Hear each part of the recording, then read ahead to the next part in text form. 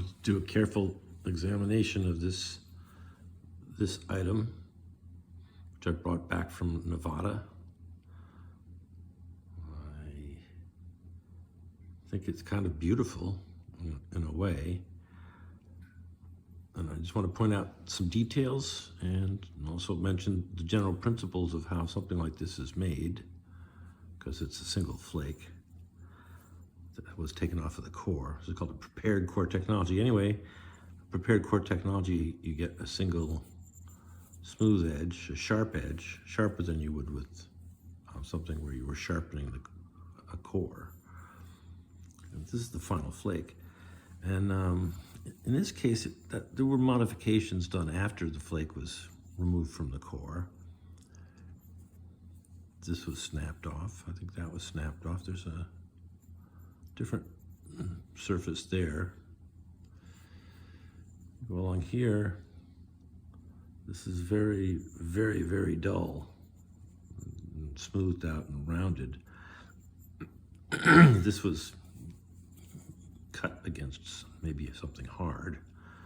This is not at all. This is used only for soft materials, and that's use wear that you get along there. The hint is that, you know, maybe it was a fully symmetric tool, but it wouldn't have needed to be. What's surprising is that when the flakes were removed from the core before this final flake was removed, and this prepared core technology, was that the maker was able to aim those outer flakes inward in such a way that they tapered off in size till they get down to the tip there and curve all the while. And what a fine bit of work that is. And when you do remove a final flake, and I think that's the striking platform up there, what happens is you just get this nice edge.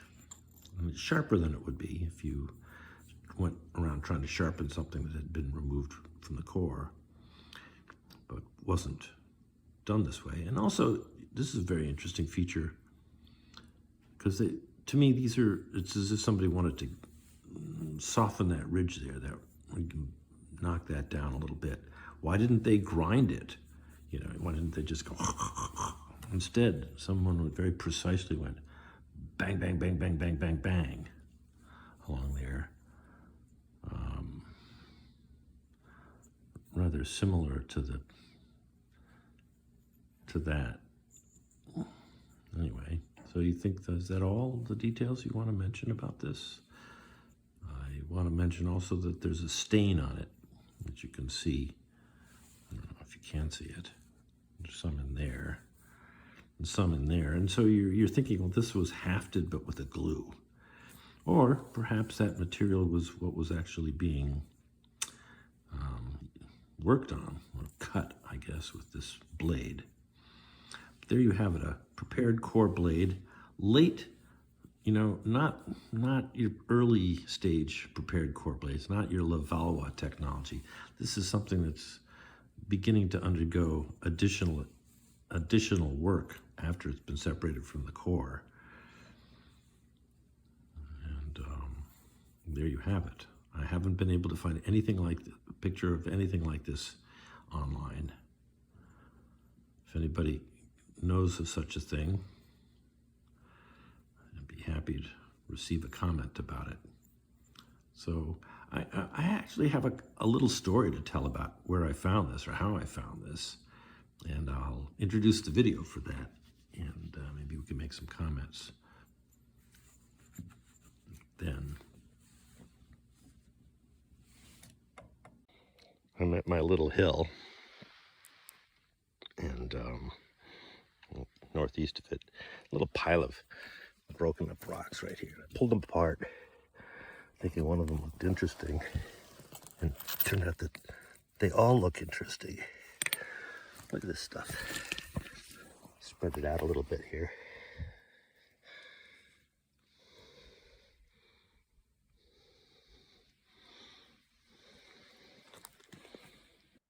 So let me just stop right there and say a few things. First of all, I'm really sorry about how careless I was to just walk up to this thing and pull it apart, because there are very, very few opportunities to put together a story about something from the past, or in this case, something maybe from the very deep past.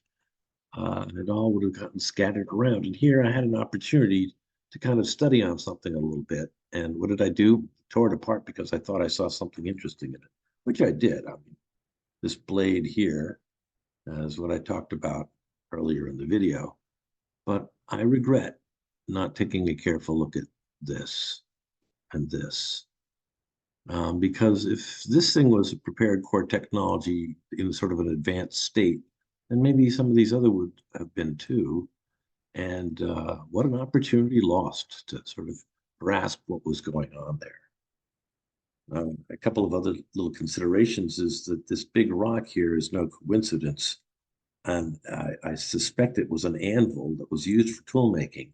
And this leaves me wondering, because whenever I see modern knappers working, they're always working on their leg. And as a wood carver, I would never, or I'd almost never work in midair. I always try to brace what you're doing against something solid. So perhaps this tool making took place with an anvil of some sort. Would be interesting to know. And perhaps the hammerstone should be nearby. And did I look for it? No, I didn't think about it. And again, I'm sorry.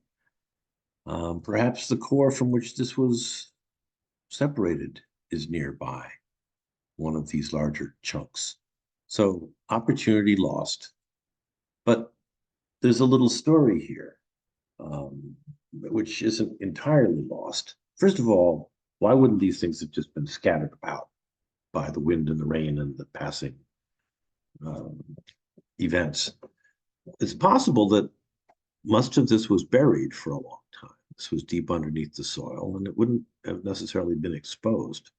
But slowly but surely, erosion took place and left this here, showing us what was on the surface at some point. And what was on the surface, if this is to be believed, was a place where someone made stone tools, a place possibly because there's more than one stone tool here, that the stone tools were used here. This blade looks like it could have been used against bone and against flesh, so for butchering. And I don't know what these other things indicate because I didn't look at them. So there you have it.